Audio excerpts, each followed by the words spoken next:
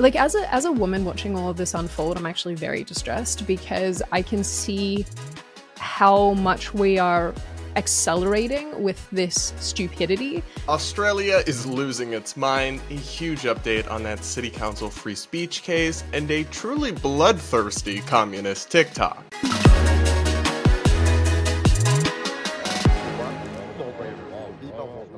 All this and so much more is coming up on today's episode of the Brad vs. Everyone podcast, my daily show where I take on the craziest ideas from across the internet and across our politics, all from a center-right, independent perspective. If you're new here, please do consider subscribing and sticking around, and do comment with your thoughts as we go along. I do pick a few comments to respond to in every episode, and I do read the comments, so I always love to hear your thoughts. And if you leave your comment with a super chat, I'll definitely read it on the next show. Reminder, guys, you can check out the merch that I just dropped. Your Math Isn't Mathing, your Delulu is showing, and more at the link in the description. And now, let's get into our first topic for today, which is a truly insane story out of Australia that we've got to break down with the help of our friend, YouTuber, and Aussie political commentator, Sydney Watson. So Sydney, some insane stuff is going down in your homeland, down in Australia. We've got to talk about a case, Tickle versus Giggle, about a trans woman who took to the courts to try to force their way onto a female-only app. I know you have a lot of thoughts on this. First, I want to play you some swooning coverage that really paints Tickle out to be this heroine, I guess you'd have to say, in their coverage. Take a listen to this from the Australian Broadcasting Corporation, ABC. It's a fight Roxanne Tickle says stole 3 years of her life. There is so much hate and bile cast on trans and gender diverse people simply because of who we are. In 2021, she joined the women-only social networking app Giggle, submitting a selfie assessed by AI to be female. But that was later manually overridden and her account was restricted. Ms. Tickle sued the app's founder, Sal Grover, claiming discrimination on the basis of gender identity. She has a birth certificate stating her gender is female and has undergone gender-affirming surgery. Giggle's legal team considered sex to mean the sex of a person at birth. Today, a judge said those arguments were contrary to 30 years of precedent. Those cases established that in its ordinary meaning, sex is changeable. Unfortunately, it is the judgment we anticipated, and the fight for women's rights in Australia continues. The judge found there had been indirect gender identity discrimination against Roxanne Tickle because she was excluded from using the app after Giggle staff, in their view, determined she did not look sufficiently female. I brought my case to show trans people that you can be brave and that you can stand up for yourself. I think that this judgment sends the message that we want an inclusive society in which all can participate, and that includes trans people as well as people who have a range of sexual orientations. The judge declined to order an apology as requested, saying it would be devoid of sincerity. For now, the app remains offline. Jamie McKinnell, ABC News, Sydney. So, Sydney, is Roxanne Tickle the heroine of this story?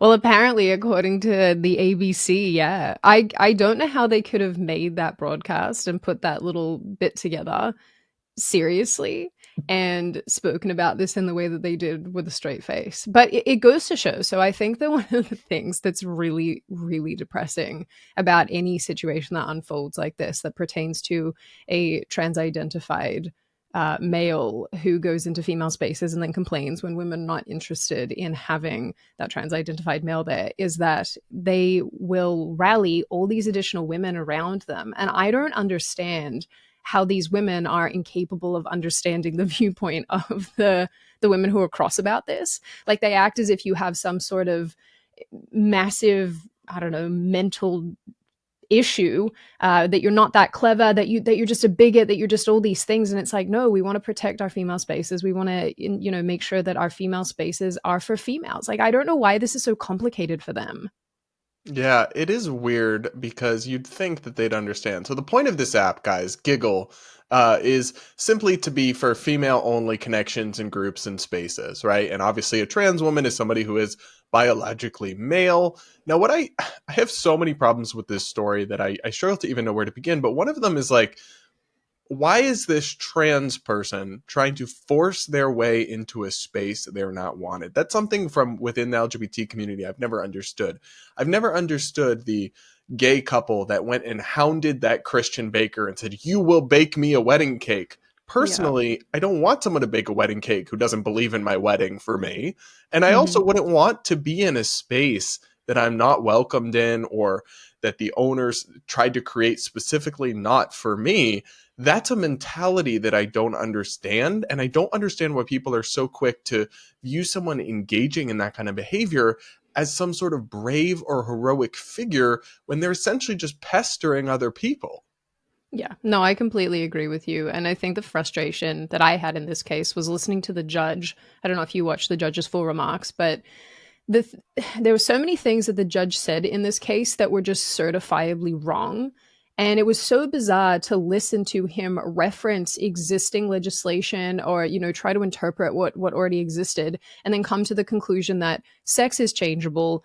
That basically he sort of chastised the Giggle side of things and basically called them out because they don't consider Roxanne Tickle a woman or female. Oh, and then I'm sure that you've come into contact with this, but one of the things that he said was that Roxanne Tickle is in fact a woman because it's designated on Roxanne Tickle's birth certificate. There's an F there, which apparently means that now you're also female. But I mean, forget, right, the biology of the situation. Forget the fact that Roxanne Tickle has, in every way, shape, and form, all of the characteristics of a male. Forget all of that, right? As long as that little F exists, that's what counts. And it's just Yeah, I so mean, if I maddening to changed my me. birth certificate to say that I'm a cat, I wouldn't become a cat. It is just a Right, piece of paper at the end of the day. right. I mean, you have to kind of consider too, like how psychotic it is that not only in Australia, but just across the board, you can change these pieces of documentation to reflect a state of being that you don't actually have. Like female and male are pretty binary designations. You can't just decide that you're going to be one or the other, get your paperwork changed, and then go, look, here, here, here. I always think about the example when people say, like, when someone goes into the hospital, the way that medical staff treat a male or a female is very different because our bodies are different. It's crazy to me that the people are acting as if we're just, all gray amoeba people walking around exactly the same biologically. It's just madness. Yeah, when I first encountered the idea of trans, I was in college and they said, well, sex is different from gender, right? People have a sex, but then they have this gender identity. And some people want to live the world as the other, as if they're the other sex and they identify with this other gender. But now it's just like, no, sex is just also gender and it's all just made up and it's whatever you say it is. And I think that's a really unfortunate thing for them to be pushing, because no one's really ever going to buy that, no matter what legal documents they change. Everyone with common sense knows biological sex exists and knows that a trans woman, I've always been perfectly happy for them to live however they want, but Yeah. they're still a biological male. I mean, I'm not going to suddenly start denying that. It's like the Orwell scene with, am I holding up five fingers or four fingers? And they Right. keep making you repeat it over and over again until you admit the wrong answer is actually the truth. I don't think Mm-hmm. most people will do that. But I guess, Sydney, for listeners who are kind of curious about this stuff, because it gets a lot of clicks, it gets a lot of attention, but why does this actually matter, right? That just Mm-hmm. the idea of female only spaces and something like an app for social clubs or something like that, what's the actual significance of this that makes it a pressing priority rather than just kind of a sensational culture war item? Well, I think the first thing is that, and I'm sure that you agree with this, you have women and men who are entitled to their own spaces free of the other sex. Like that is one basis here that I think a lot of people don't pay enough attention to, is that you are actually entitled to be around your own sex if you so desire without the other sex present. People may say that that's discriminatory. I don't think it is, because as long as there's other public spaces where everyone can be together, fine, fair enough. But if you want to have a Boy Scouts that's just for Boy Scouts, go right on ahead and do that.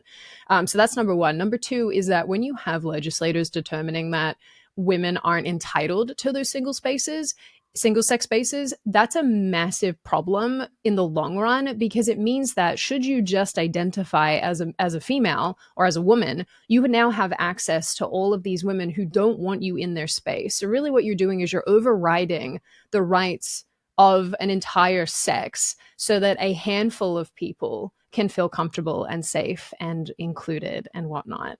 And so this is broader than just this culture wars. Oh, it's on the internet, everyone's arguing on Twitter. That's not the basis of the issue. It's not just this thing that we can talk about on the internet and cry about on the internet and know it goes away. It has actual far-reaching ramifications. This will probably inform other legislation in Australia. This will probably inform other legal cases in Australia. And basically it determines that woman and female don't really have any meaning. I mean, again, you have a judge who just said that basically sex is changeable. That's crazy. That's crazy. That has never been an understanding that we have had in the entirety of the existence of humans. We have never abided by that.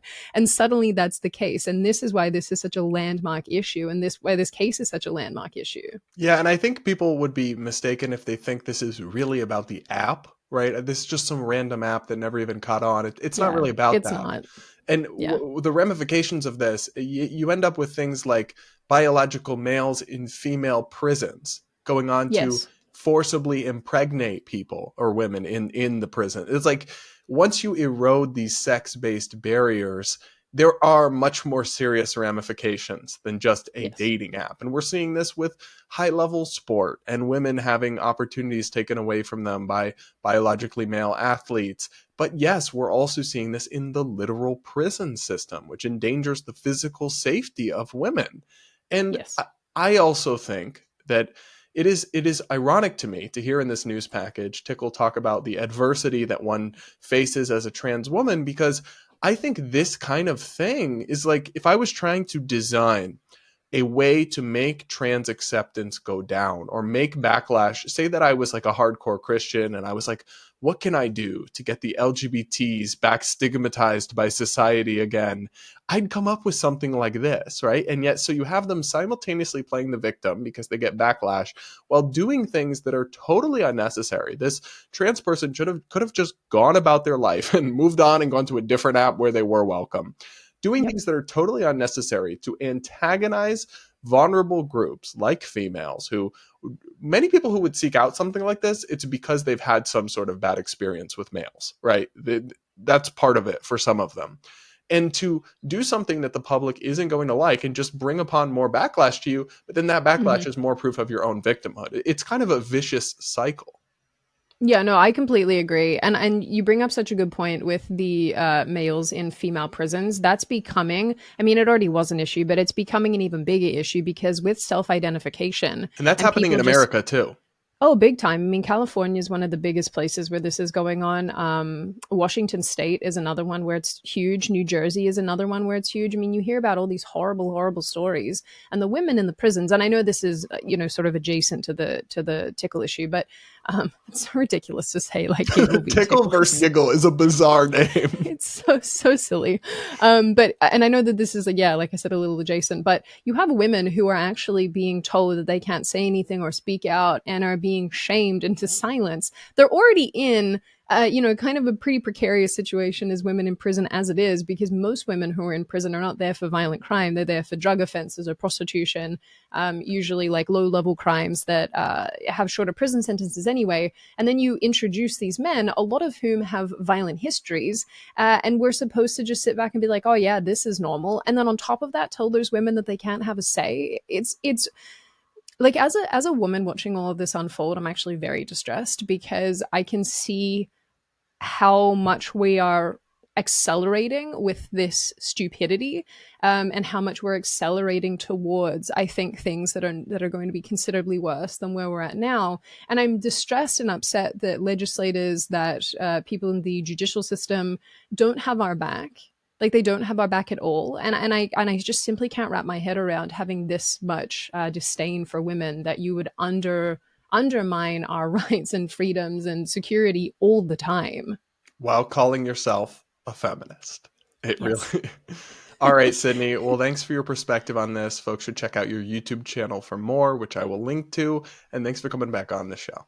Thank you for having me. So now, guys, I got to bring you an update on that story we covered a couple of weeks ago out of Surprise, Arizona, where a woman went to a city council meeting and tried to speak to her representatives and air her grievances and was brutally arrested and shut down by local government officials in front of her 10-year-old daughter simply for exercising her First Amendment rights. Well, there's been an update in that case that we're going to get to, but first, here's a video recapping what happened from the folks at FIRE, the Foundation for Individual Rights and Expression, which, disclaimer, I do a little bit of work with. Do you want to be escorted out You're of here? violating my First Amendment rights. Talking. I have certain inalienable rights, and they were not only trampled on, but the mayor essentially weaponized the police force to shut me up. Ms. Massey, To request. I've got to interrupt. There are oral communications during the city council meeting may not be used to lodge charges or complaints against any employee of the city. This is your warning. A warning for what? A warning for attacking the city attorney personally. This is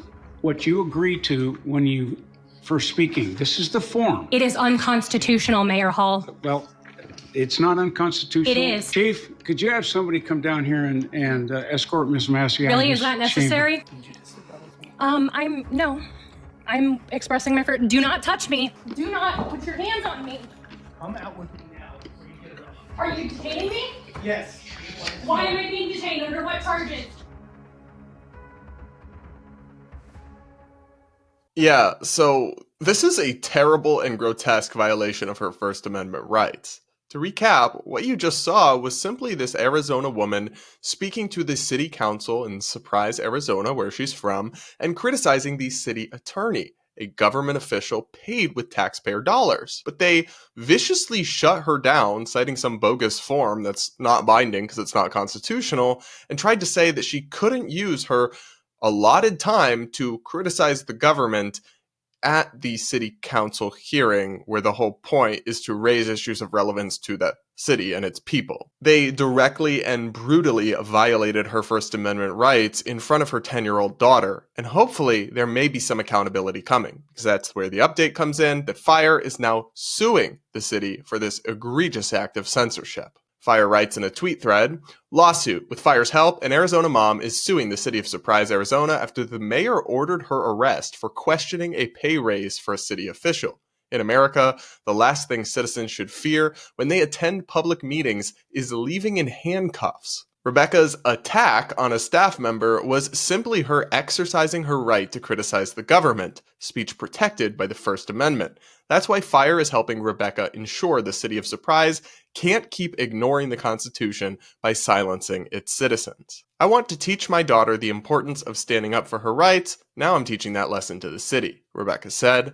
FIRE will be right by her side, teaching the city of Surprise the importance of free speech. Well, guys, this kind of thing is why I love FIRE, and I really do recommend you sign up and become a member over there. If you haven't yet, they're the new ACLU, the group that, regardless of ideology or politics, stands up for our First Amendment rights. And in this case, those rights were clearly violated by overzealous government officials who think the rules don't apply to them and they can bully and arrest people who dare criticize their benevolence. No, babe, you cannot do that. That's not how our Constitution works, and it's not allowed under the First Amendment. So I hope these guys get slapped down in court, hope they get in serious trouble. Obviously, unfortunately, the legal accountability for them will be limited because of qualified immunity, most likely, but if the city can at least be rebuked in court and we can restore better policies for these city council meetings, that will be a small win that will be emblematic of a bigger victory for the First Amendment. And so for that, I'm rooting for Rebecca. I wanted to share this update with you guys,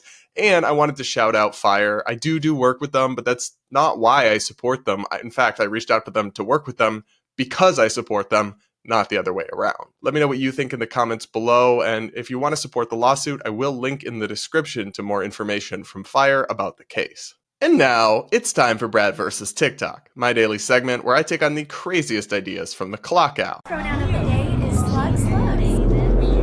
Today, we're encountering, and this seems to be something of a theme with communist TikTok, but another truly bloodthirsty video targeting the rich. For context for audio listeners, she's reacting to and discussing two headlines, one of which shows an increase in wealth among the richest Americans, and the other shows a homelessness crisis on the rise. Now let's take a listen to what she had to say and try not to lose too many brain cells. Bone the French and get the guillotines out. We need to start chopping these heads off and throwing them like basketballs. How the hell can these two photos exist in the same society? We've got the richest 1% richer than they've ever been, and the poorest among us poorer than they've ever been. We've got people that can't afford to eat. They don't know when their next meal gonna come from. They live it in their cars while working 2 jobs because they can't afford rent. They can't afford basic necessities, food, shelter. Come on now. You got people rationing their damn insulin. People not being able to go to the dentist so their teeth are rotting out of their mouth because they can't afford it. And we're supposed to think that this is acceptable? Hell no. These people should be scared to post pictures in front of their private jets and on their boats on a holiday while the rest of us don't know if we're going to be able to afford groceries for the rest of the month, while we got to pick up second jobs and turn our hobbies into monetization so we can afford to keep up with the rising trend and rising costs of things. Come on. We gotta revolt. We gotta start chopping these damn heads off. Get to chopping. Babe, when you find yourself advocating for chopping people's heads off who haven't directly harmed you, you might not be the good guy.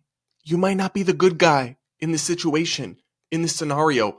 You might actually be the villain. Again, it is just so wild to me how these people can literally call for violence on TikTok. But I regularly get my videos hit with strikes or taken down for hate speech or other silly nonsense, but literal calls for violence are fine if they're targeting the rich. And don't hit me with the, oh, she's just being hyperbolic, she's just being this here. No, they mean this. People like this, at least, actually mean this. And that's what's crazy to me. Because I can understand if you don't understand economics and you have a lot of class envy, wanting to tax billionaires out of existence. I can understand how somebody would end up with that viewpoint. I disagree, but let's have that debate.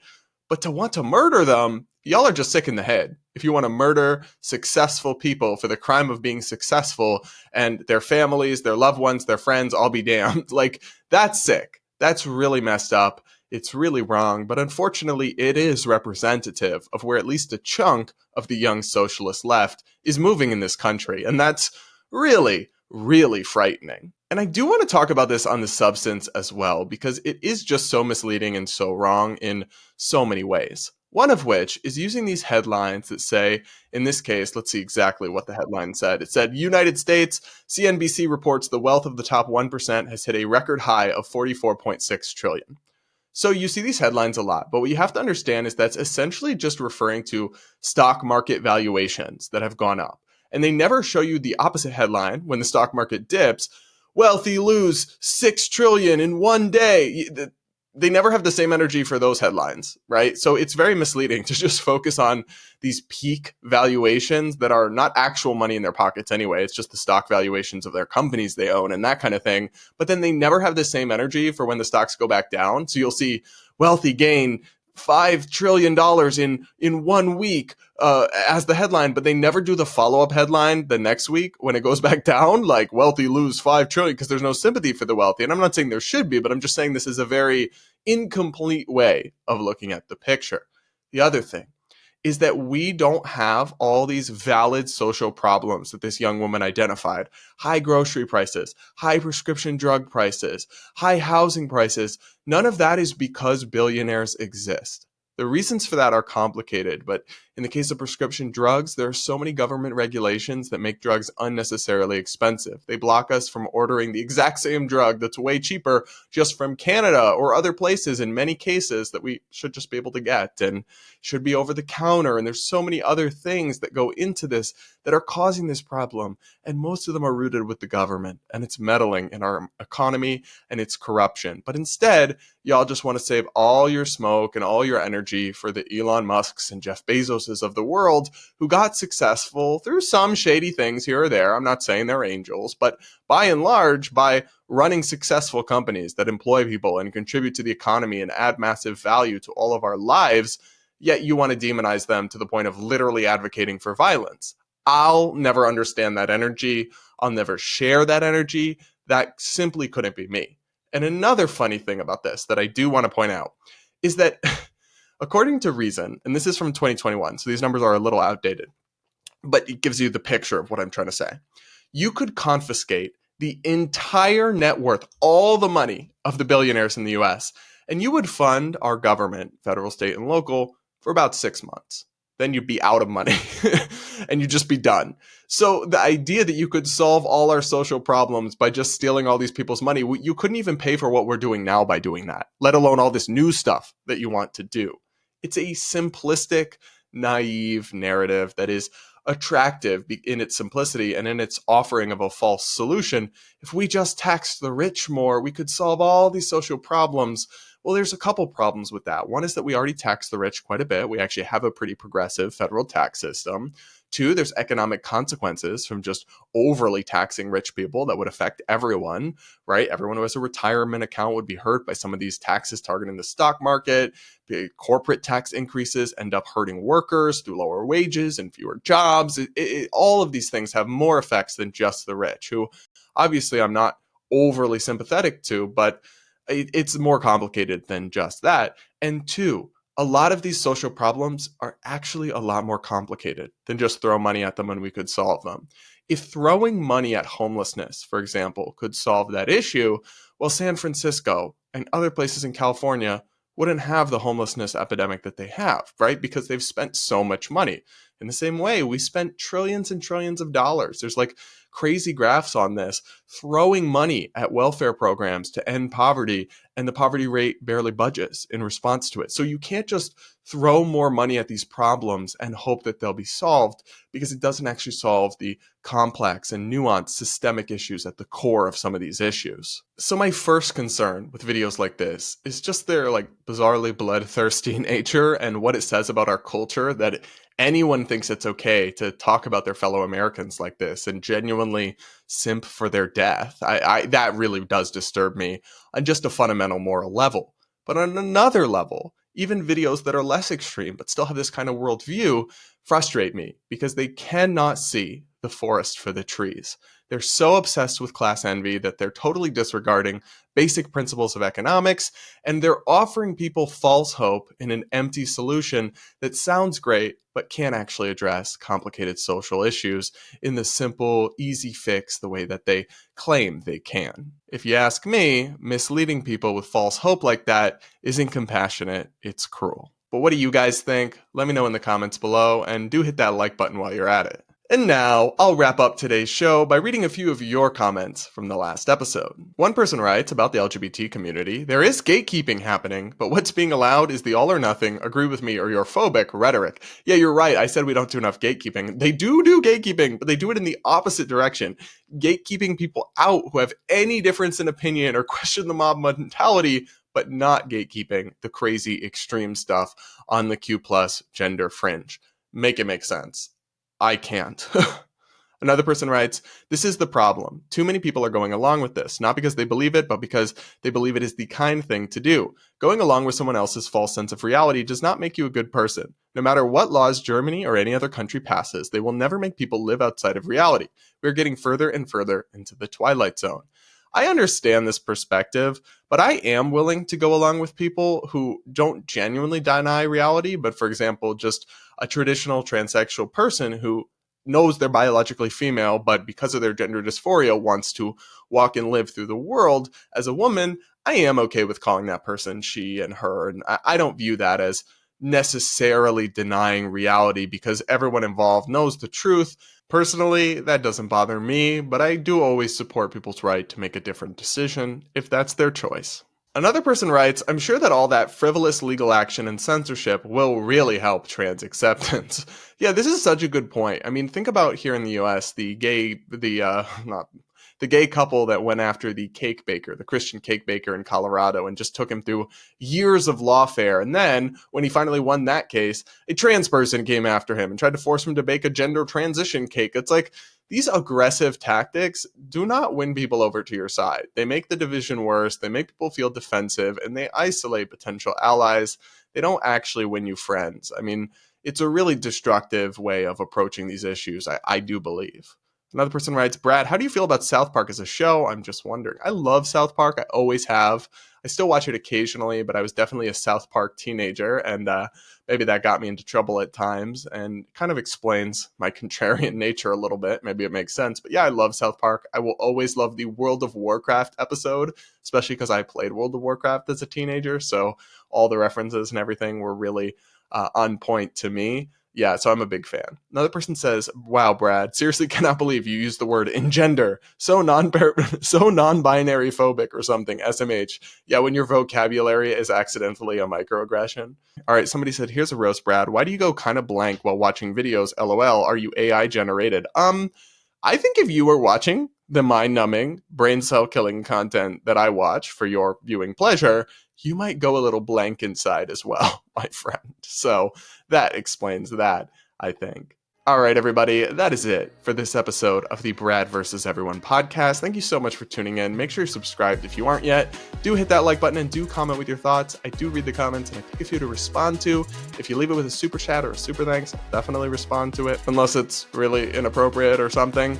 And check out the merch in the link in the description. Your Delulu showing, your math is a mathing, all that and much more. Thanks, guys, and we'll talk again tomorrow.